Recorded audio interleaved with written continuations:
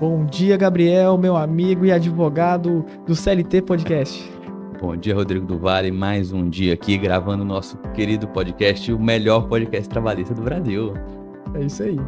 Então, Rodrigo, hoje vamos falar de atualidades. Hoje é dia 17 de fevereiro, uma segunda-feira pela manhã, e tivemos na última quinta-feira uma decisão impactante. Acho que a palavra certa é impactante sobre a questão do ônus da prova dentro da lógica da administração pública. E essa é uma decisão que era muito tempo aguardada já nesse sentido, para entender como que o STF se posicionaria sobre essa questão. E é uma decisão que, da forma que ela foi feita, não era, obviamente, aquilo que a gente, pelo menos eu esperava, do ponto de vista técnico-jurídico, mas é uma decisão que a gente vai ter que se adaptar, e a partir disso aqui nós vamos bater um papo sobre essa decisão, a forma que isso impacta principalmente os trabalhadores e a forma que os advogados terão de conseguir driblar, desviar desse precedente, que não é um precedente bom, para quando a gente for vislumbrar lá na frente sobre a questão da garantia do crédito, né? Então, Rodrigo, começando com você, o que você achou da decisão? Então, acho que o primeiro ponto que é importante a gente dizer é que tem coisas que o STF faz, sim, não vou fazer juízo de valor, mas cada vez ele dificulta o trabalho do advogado perante a resolução das demandas trabalhistas, principalmente na fase de execução. Já é a segunda decisão seguida em que o STF simplesmente opta por, caso o trabalhador, o empregado, não consiga fazer uma prova, seja ela com relação à culpa da administração pública, seja ela com relação à omissão, porque existem vários tipos de culpa dentro da administração pública. Pode ser ela invigilando, quando ela tem a obrigação de vigiar, a fiscalização também, que eu acho que é o grande ponto principal nessa questão dos contratos, né? Enfim, eu vejo como um retrocesso, sendo bem sincero. Eu vejo uma decisão que dificulta a vida do trabalhador. E uma justiça que a gente tem a obrigação, tem a visão técnica de defender e trazer um pouco mais de igualdade de armas quando você fala entre um trabalhador e um Estado. Poxa, qual que seria a dificuldade do Estado com tanto de servidores para poder fazer uma fiscalização, fazer a prova daquele serviço? Enfim, eu acho que o primeiro ponto é a gente tentar trazer uma visão de que é um retrocesso, mas tudo bem, a gente já passou por outros retrocessos que o STF já trouxe, o que a gente pode fazer para mudar? E aí eu acho, Gabriel, que a gente precisa entrar na seguinte questão. Gabriel, você como advogado, e eu sei que você é um advogado muito técnico, quais seriam as possibilidades de resolução dessa lacuna? Porque ainda não tem a modulação, mas a gente imagina que a partir dos próximos processos, daqui para frente, todos os casos onde você tem que trazer a administração pública, seja município, seja estado, seja união, você vai precisar fazer algumas coisas diferentes. Não é mais aquela reclamação trabalhista que você entra e coloca a responsabilidade subsidiária e deixa o pau torar. Não é mesmo? Perfeito. Tá. Primeiro, também não concordo, obviamente, com a decisão. É claro que decisão a gente pode concordar ou não concordar, mas a gente respeita e vamos, obviamente, seguir e se adaptar dentro da melhor forma possível. Primeira coisa que me preocupa é a modulação. Então, a modulação no sentido de, para explicar para o pessoal um pouco mais leigo, que quando o STF toma decisões importantes sobre diversas matérias, ele explica dentro de uma outra decisão a partir de quando que essa decisão vai valer. Se ela vai valer de hoje para frente, se ela vai valer da data X para frente ou se ela vai valer pelo período todo. E o que isso primeiramente é importante? Que se essa modulação for de agora, então de quinta-feira para frente, então a gente tem um tempo de fazer a adaptação e as ações que já estão em curso, que discutem essa matéria, não vão ter um prejuízo efetivo.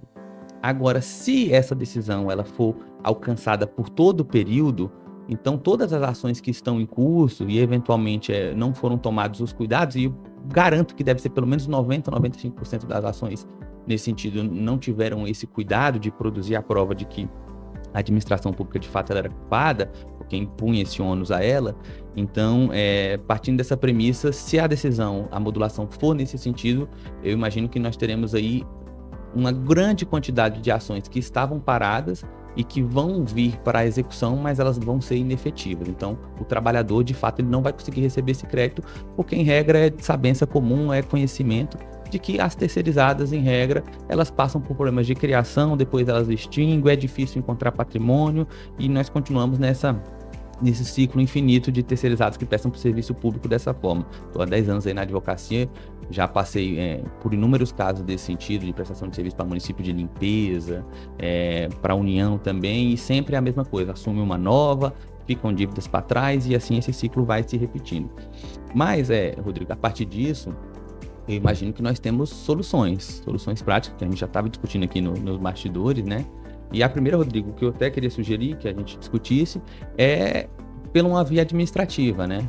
Eu comentei contigo que eu entendo que a gente pode, com base na Lei de Acesso à Informação, fazer requerimento para a administração pública, trazer documentos dentro do processo administrativo que poderia subsidiar aí uma prova efetiva na ação. E eu queria ver contigo qual a sua opinião sobre esse primeiro posicionamento nosso. Cara, fantástico. Lembrando, pessoal, que existem vários tipos de seara dentro de um objetivo de construção de prova. Tem como você construir prova pré-judicial, antes do processo judicial propriamente dito, e também tem como você fazer a prova ao longo do processo. E já vou dizer, não é fácil com relação à administração pública você construir essa prova no processo. Porque depois que você protocoliza, vamos imaginar que vai vir a tese da defesa. A defesa vai trazer a tese básica de que não tem responsabilidade. E aí você vai ter que fazer essa prova. Vamos imaginar, existem 3 tipos de prova principal: prova documental, testemunhal e pericial. Você vai pedir uma perícia para poder provar a documentação? Possibilidade. Segundo, prova oral. Você vai chamar alguém, você vai nomear, seria interessante você nomear algum servidor que seja responsável para poder prestar depoimento sob pena de confissão. Sim, uma possibilidade. Você já vem lá no rol, identifica quem é aquele servidor que ficou responsável. O diretor, alguma coisa assim. O diretor, algum encarregado lá pela fiscalização do contrato, porque sempre tem alguém que tem que fiscalizar o contrato. Isso está no contrato. Está no contrato, exatamente. Tá no contrato. Então seria interessante. Seria interessante, é um bom ponto de prova. E a parte principal que é o pré-judicial, né? Que seria através dos sistemas Hoje em dia tem aquele Fala Brasil e o Dados também, né? Que você consegue solicitar. É claro que vai ter um prazo, né? A gente estava até comentando aqui mais cedo. 20 dias, se não me engano. 20 dias. E normalmente eles não respondem, né? Isso. Que aí seria uma das deixas já, né?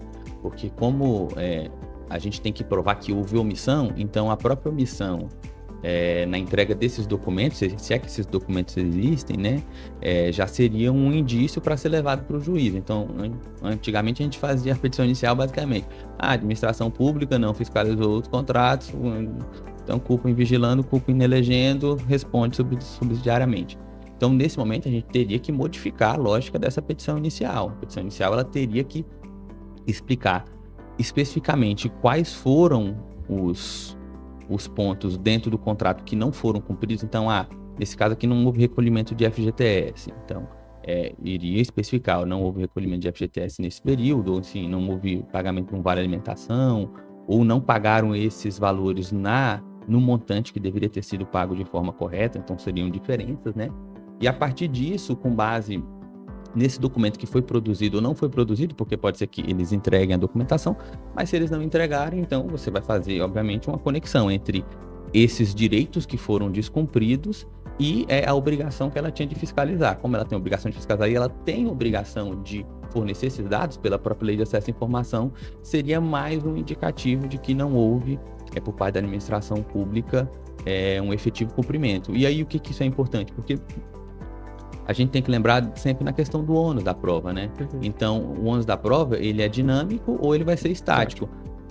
Aí, ele estando estático agora para o trabalhador, não quer dizer que ele não vai poder ser dinâmico dentro da dinâmica processual. Perfeito, exatamente. Então, esses atos pré-constituídos, essa produção de prova antecipada, seja por um próprio PAP, produção de prova antecipada como um procedimento dentro da Justiça do Trabalho, ou então um procedimento administrativo, seria um caminho adequado, né? E interessante para isso. É uma das ideias, né?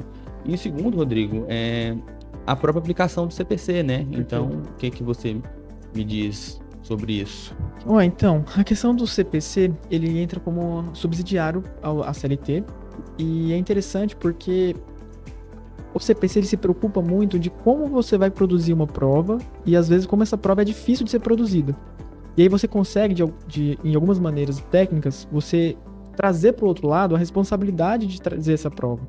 Então, por exemplo, vamos imaginar que a gente entra com uma demanda, com reclamação trabalhista, já fez aquele requerimento administrativo anterior, solicitando a via administrativa para que eles entreguem os documentos e eles não entregaram. Então, nosso tópico da responsabilidade, olha, foi feito o requerimento administrativo no dia tal, tiveram prazo até o dia tal, responderam sem a documentação efetiva. Já requer desde já que seja reconhecida uma omissão. E aí você vem explicando que essa prova é uma prova, às vezes, diabólica, no sentido de que, não no sentido puro, mas na questão de que é muito difícil do trabalhador, na condição de hipossuficiente, produzir aquela prova. E aí você eleva, olha, se a administração pública não trouxer essa prova, quero que seja aplicada a condição. E aí vem as formas em que o CPC ele dispõe. Por exemplo, vamos imaginar que a administração pública vai trazer uma tese defensiva. Olha, foi fiscalizado sim, e eu tenho os documentos. E ela atrai o ônus da prova para ela. Então essa eu acho que vai ser um caminho originário que vai acontecer sempre. O problema é quando a administração pública vai trazer esse documento e a gente não vai ter certeza se aquele documento foi produzido em razão do processo em específico, porque pode acontecer. A gente sabe que é muito mais fácil você modificar um documento do que modificar a questão do depoimento pessoal, tanto que a oralidade é muito forte na justiça do trabalho. Por isso que seria aquela questão de ouvir o representante seria muito importante. E vem um outro detalhe que veio à minha cabeça agora, que olha que interessante. Se a gente solicita essa documentação, e a gente pode discutir inclusive uma perícia com relação à documentação, vem a tese que uma das teses mais importantes do justiça do trabalho é a questão da documentação estar assinada ou não. Se são documentos apócrifos, se são documentos realmente que foram criados, e aí você consegue trazer o formato do britânico, né? A questão de estar muito bem delimitado dentro do que você colocou como matéria, a brasileirinha também, quando tiver cartão de ponto, enfim. São vários caminhos, né? E aí eu pergunto para você, Gabriel, dentro dessa ótica do CPC, o que você acha que seria alguma estratégia interessante? Além dessa questão de você pedir a inversão do ônus da prova, a mudança do estático para dinâmico, que seria o tradicional, né? Perfeito. Até bom ter falado, quando eu fiz pós-graduação, inclusive mandar um abraço para o professor Josley, juiz lá em Guarulhos, ele já tinha feito essa discussão comigo uma vez num bate-papo, porque a 4ª e 8ª turma já adotava esse tipo de posicionamento, né? Então, como o TRT de São Paulo fica muito ligado, e é provavelmente onde tem mais ações, na época ele tinha deixado a deixa de que voltando lá para o nosso primeiro episódio, na audiência inaugural, quando houver administração pública, você já requerer naquele momento que, com base no princípio da aptidão da prova, e não para deixar que isso seja um tópico a ser tratado na sentença, mas que você, como parte, já requerer que, com base no princípio da aptidão da prova, tendo em vista a hipossuficiência do trabalhador, você requer a inversão do ônus da prova para que seja adotado isso para a administração pública. E por quê? Para que o ônus da prova ele não seja de imediato e só analisado no momento da sentença, porque o ônus da prova ele é uma questão importante para as partes entenderem qual que é a prova que ele tem que produzir.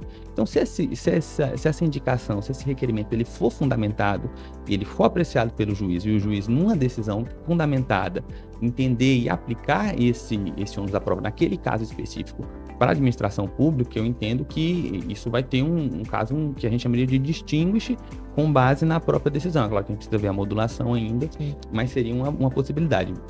E o segundo e aí muito mais importante para advogados, porque, falando com o Rodrigo também aqui no off, né, é muito difícil, gente, que um trabalhador hipossuficiente, uma pessoa que trabalha na construção civil, uma pessoa que trabalha na questão de vigilância, ele entenda quais são os documentos que a administração pública eventualmente fez para poder fiscalizar aquele contrato. Se você perguntar isso para ele, provavelmente ele não vai nem saber o que é que a gente vai estar falando. Então, essa prova é uma prova que vai ficar muito mais para o lado técnico do bom advogado do que propriamente você poder compartilhar o sucesso ou não desse tópico específico com o cliente. E aí, a partir disso, a gente utilizar o CPC também na questão do artigo 400. Uma vez que você entende quais são os documentos daquele contrato que serviriam para poder comprovar que há a efetiva fiscalização, você, na petição inicial, de forma fundamentada e específica, elencar documento por documento que a administração pública tem que trazer aos autos, sob pena de confissão quanto à não fiscalização. Perfeito. E aí, com esse pedido, que obviamente você vai ter que reiterar ele também na audiência inaugural, então poderiam fazer essas duas táticas já de forma conjunta, né? Para que, com base naquilo, você eventualmente lá na frente, no momento da instrução, que você também vai poder realizar a oitiva, você conseguir calcar esses calcanhares de Aquiles aqui para você conseguir, de fato, realizar uma prova, mesmo que seja uma prova de forma indireta nesse caso, né? Perfeito. Então, esse também seria uma ideia interessante para isso. E por último, Rodrigo, eu queria ver contigo sobre a própria questão da própria prova oral, né? Então, a Sim. gente pode produzir uma prova oral nesse sentido. E aí, gostaria que você falasse primeiro sobre o aspecto da prova oral no sentido testemunhal, que me Certo. parece de início quase impossível, Sim. mas na questão da oitiva das partes, então, dos prepostos, tanto da eventual empresa terceirizada e também quanto a quem a administração pública levar para a audiência para poder prestar esse tipo de depoimento. Perfeito. Primeiro é entender que se tem ente público no meio, o rito do processo ele vai ser ordinário. Se o rito do processo vai ser ordinário, nós temos uma premissa de 3 testemunhas por parte, né? E aí já tava bem na minha cabeça, cara, eu vou ter que disponibilizar pelo menos uma testemunha para poder fazer esse tipo de prova às vezes, né? E, enfim, e aí você vem com 2 questões. Parece ser quase impossível, mas eu tava pensando aqui. Normalmente, a administração pública não coloca o responsável do contrato como preposto. Normalmente ele já tem os prepostos que são aqueles fixados, né? Não, e também uma outra coisa que, geralmente, essa fiscalização da administração pública ela não é feita de forma pessoal. Não é. Então, assim, quantas vezes foi o fiscal da prefeitura, do estado, do município, lá na obra, aquela terceirizada, ver se tinha alguma coisa efetivamente. Então, já é mais um caminho, né? Mais um caminho nesse sentido, porque aí vai ficar na questão documental. Exatamente. Mas, assim, como existe uma questão processual de que as partes, elas, mesmo que seja o Estado, ela precisa saber sobre os fatos, concorda comigo? Precisa. Sob pena de confissão. Sim. Então, assim, eu acredito que vai ter muita discussão no tribunal. Não, e isso não pode ser mitigado, né? Porque, assim, vamos dizer que fosse um caso de acidente de trabalho. Pronto. E aí, dentro de uma repartição pública, quem seriam as pessoas aptas a fazer esse tipo de testemunho? Seriam as pessoas da repartição pública. A mesma lógica vai servir para dentro de uma questão de fiscalização. Perfeito. A prova produzida é a mesma, só a finalidade que mudou um pouco. Que vai mudar o objeto, né? No caso, seria da prova que seria produzida. Mas é uma questão. Então, me preocupa um pouco porque você vai acabar dentro de um universo de 3 testemunhas. Vai perder uma, né? Pelo menos uma, né? Às vezes é necessário levar 2 para isso e vai ficar, né? Uma prova... vai correr o risco de ter uma prova dividida, né? Isso, pode ser. Pode ser que a administração pública, a partir de agora, algum procurador um pouco mais cuidadoso nesse sentido, que vai comparecer na audiência, principalmente na questão de município, né? Porque tem uma maior gama de procuradores para poder atuar. Deve alguém nesse sentido também. Fica a dica aí pros procuradores. Sim, claro. São advogados também, né? São advogados, tá? Mas seria um outro aspecto muito, muito interessante nesse sentido. E aí, como eu disse, o que me preocupa muito é a modulação, né? Eu gostaria de falar sobre isso, porque isso afeta, dependendo da modulação, se for uma modulação abrangente demais, nós teremos uma grande quantidade de ações que não terão resultado final. E me lembra muito a decisão da terceirização nesse sentido. Exatamente. Então, é a segunda vez que temos uma decisão em que dificulta a questão do recebimento, né, do recebível. Porque a terceirização, você havia muitas terceirizadas, não estou nem falando da questão do vínculo direto, mas é porque como a decisão cortou tudo, e aí a gente praticamente para a gente poder gerar uma nova discussão sobre terceirização e responsabilização, agora que a gente está começando a ter uma pacificação nesse sentido. Então, você imagina o que uma decisão nesse sentido ela gera de caos jurídico mesmo. Vai gerar um caos jurídico enorme dentro de todos os tribunais. E aí, obviamente, a gente está falando de crédito alimentar, né, gente? Então, assim, são verbas, e aí são verbas que às vezes é um próprio acerto. Um acerto trabalhista que aquele trabalhador eventualmente não vai ter direito a receber, porque a administração pública não vai pagar mais. E a nossa querida terceirizada às vezes sumiu e já nem existe mais, não tem patrimônio para poder zelar sobre isso. Então, são preocupações futuras. Nós, como advogados, precisamos aí, né, nos adaptar. E é importante que a gente faça agora, sempre falo, no momento que tem uma decisão assim, dá uma acalmada, respira, deixa lá paradinha essas iniciais que eventualmente vão discutir isso, para poder ter uma boa construção e não fazer de forma atabalhoada. Perfeito, porque pode acontecer aquilo que às vezes acontece, né? O trabalhador ganhar a sentença procedente e não levar na hora da execução. Ou seja, vão ter muitos casos onde, inclusive advogados, colegas, vão deixar de pegar processos contra empresas que estão realmente quebradas, que você ia garantir a execução com base no ente público, e agora esses advogados que não têm, às vezes, uma técnica, ou então não têm uma estrutura de tempo, de paciência, de esperteza mesmo de ir atrás de uma prova documental, eles vão acabar negando. Vai chegar muito cliente querendo entrar com a ação, e aí em razão do tipo de contrato de honorário, que às vezes a gente trabalha em cima do êxito por conta, como é que você vai cobrar de um trabalhador uma entrada? Não recebeu nem as verbas rescisórias? Perfeito. Então dificulta muito, né? Muito. É muito difícil nessa parte. E aí é importante que a gente consiga observar de que forma que a gente consegue fazer esse drible dessa decisão, não no sentido de não aplicá-la, ela vai ter que ser aplicada, mas de como é que a gente contorna e produz essa prova. Porque a preocupação com a questão da satisfação do crédito, ela um processo só existe se ele consegue, e ele só é bem sucedido do ponto de vista jurídico, do ponto de vista da existência do processo, se ele consegue satisfazer o objeto inicial dele. Não estou falando de que, obviamente, o trabalhador sempre tem a razão, mas no momento que ela tem uma sentença transitada e julgada que reconhece um crédito, aquele crédito só vai ser bem resolvido no sentido que você consiga recebê-lo de fato, né? Senão, nesse sentido, nós, como todos os atores do judiciário, nós falhamos. Sim. Nós falhamos, porque nós tivemos um calote, e esse calote, ele não conseguiu ser resolvido. É claro que nem tudo se resolve, né? Existem questões, mas quando isso parte de uma decisão que priva do trabalhador esse recebimento em favor do Estado, aí essa decisão, ela machuca um pouco. Muito, né? Machuca um pouco, independentemente de lado que você tenha, entendeu? É uma decisão, assim, que, do ponto de vista técnico, ela sequer faz sentido, jurídico. Se você for analisar a questão constitucional, se você for analisar a questão do próprio CPC, de aptidão de prova, é uma decisão de verdade em favor do erário público. Pronto. Mas ela vai acabar subtraindo valores de natureza alimentar do trabalhador, em alguns casos. Foi uma escolha, né? É uma escolha. Uma escolha do julgador. Porque o jogador tem argumento para os dois lados. Isso. Ele achou um argumento para poder falar assim, olha, tá ferindo muito o cofre público. Realmente, essas demandas são... E aí a gente vai fazer a primeira pergunta. Será se o erro tá, assim, na função social da empresa, que hoje em dia não tá sendo... A gente não consegue entregar na sua completude porque as empresas quebram, e aí falta fomento, falta educação financeira, falta o quê? Ou dois, esses contratos estão muito errados, não sei. Vou te dar um exemplo aqui. Eu fiz lembro muito bem disso. No município de Peixe, uma época teve uma quebradeira lá numa prestadora de serviços que fazia a parte de gari, coleta de materiais, né? Teve aquela mudança de um governo, de uma prefeitura para o outro, e pararam de pagar.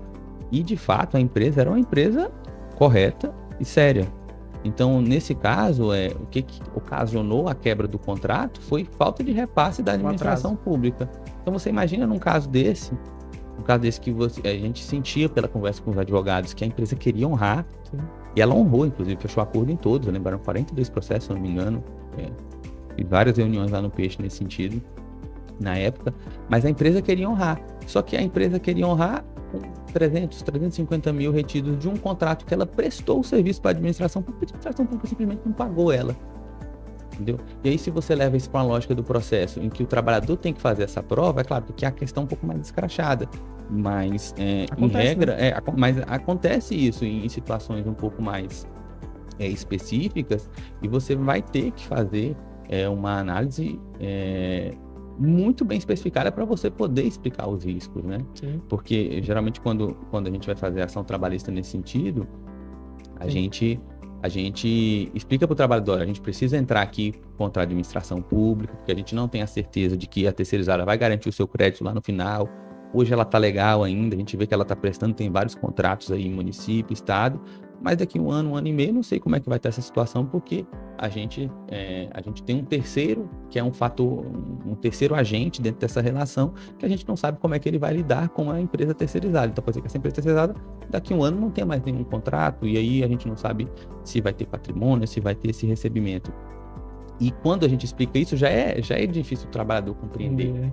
O processo acaba atrasando um pouco mais também. Agora, quando você vai chegar no momento que você vai falar, olha, a gente vai precisar aqui de mãos dadas hoje produzir essa prova nesse sentido, porque agora a gente não tem mais a certeza de que se a empresa não cumprir, a administração pública que foi beneficiária do seu serviço. Não esqueçam isso, gente. A administração pública, ela não entra numa ação dessa porque o advogado quis. Eu acordei hoje, eu vou colocar a União aqui nesse processo. Ele trabalhou para ela. É porque tem um contrato, ela prestou mão de obra efetiva. A administração pública deixou de contratar e fazer um concurso, que é permitido, e colocou um terceirizado para fazer a vigia, para fazer a limpeza, para trabalhar no administrativo, não importa. Mas o serviço foi prestado, e o serviço foi prestado por um particular que nesse momento não recebeu o valor.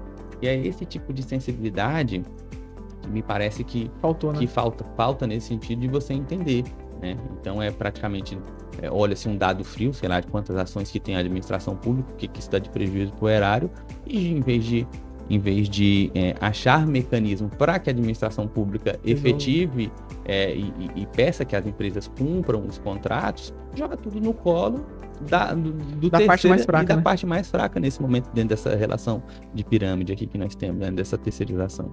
Então, é uma decisão impactante, né? Impactante. Fiquei bem impactado no dia quando eu vi na quinta-feira. Fui dar uma pensada, né? A gente vai dando uma olhada. Para refletir sobre isso, né? A gente reflete, mas é uma decisão que muda uma sistemática de um tipo de ação muito comum na justiça do trabalho. Então, a partir de agora, nós vamos ter outro tipo de ação para tratar desse mesmo tema. E aí a gente pode pensar o seguinte, os principais pontos negativos dessa decisão do STF. Primeiro delas, com toda certeza, a dificuldade aumentou. A dificuldade para o trabalhador conseguir receber um crédito de uma empresa que presta serviço para o Estado e você depende do Estado para receber, aumentou. Segundo, o processo vai ser mais longo. Inevitavelmente, porque você vai precisar produzir mais provas, seja elas orais, seja documental, você vai precisar de um tempo maior para poder fazer essa prova e garantir. Terceiro, os tribunais vão ser acionados sempre. Por quê? Além da questão de você tem que trazer o recurso obrigatório, mas agora você sobra para uma última instância que antes, às vezes, não tinha essa discussão. Mas agora, eu imagino que reclamação constitucional vão aparecer no meio desses processos, porque às vezes você consegue uma cautelar para bloqueio e você consegue também, às vezes, garantir uma nota que vai ser paga para a empresa e aí você, enfim, gerou uma bagunça muito grande, né? Então, tempo do processo, a dificuldade, a questão também de muitos advogados que vão ganhar a sentença procedente, mas não vão conseguir receber o crédito, isso vai aumentar também. E eu acho que também um outro viés que é muito importante. Olha que louco, muitos advogados vão deixar de pegar essas ações. Sim. Meio que um tiro pela culatra, né? Você resolve de uma forma, você traz um problema de discussões maiores em processos que são de fácil resolução por conta do próprio precedente, né? E aí, a partir dessa lógica, nós vamos ter uma dificuldade inicial, principalmente para a questão dos advogados, tá? E aí é importante que todo mundo leia bastante, né? Provavelmente nós vamos ter bastante material nesse sentido. Muito curso de capacitação, Muito curso de capacitação, é importante. E a partir disso que nós conseguimos dar um melhor caminho, porque de fato, como eu repito, a ideia de um processo é que esse processo no final tenha um êxito, né? Um êxito. O êxito não é ganhar ou perder, mas é que dentro daquilo que foi reconhecido, que receba. Perfeito, é isso. Que você possa receber. E esse é o motivo principal.